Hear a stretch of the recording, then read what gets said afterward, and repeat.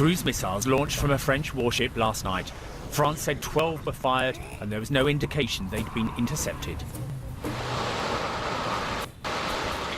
With afterburners glowing and loaded with Storm Shadow cruise missiles, 4 RAF Tornadoes took to the skies as Britain's contribution to the raids. Their target, a bunker and command post near the city of Homs, believed to be the location of stockpiled chemical weapons.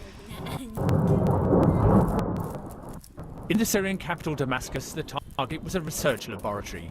The skies above the city lit up with incoming missiles and the interceptor rockets fired in retaliation. Night vision footage appears to show at least one being hit.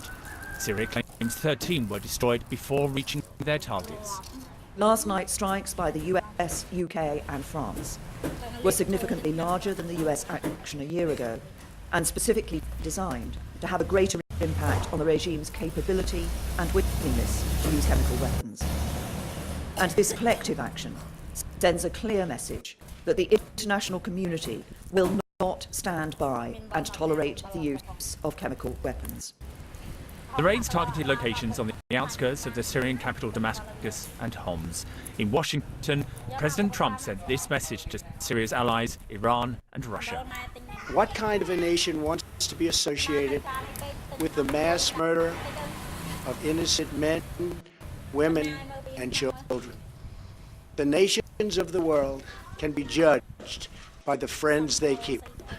No nation can succeed in the long run by promoting rogue states, brutal tyrants, and murderous dictators. Russia said such actions would not be without consequences.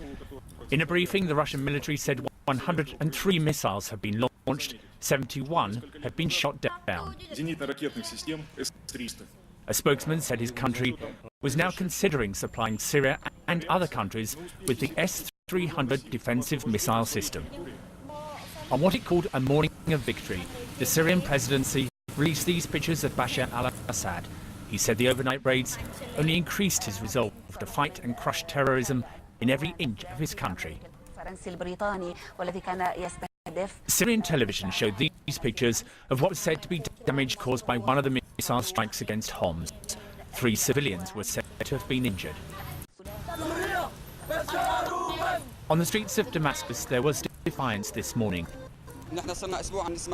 This man said the enemy missiles were destroyed in the Syrian skies and his country had not been affected in any way. The US, Britain and France said the aim of the strike was to destroy Syria's chemical weapons, not to change its regime.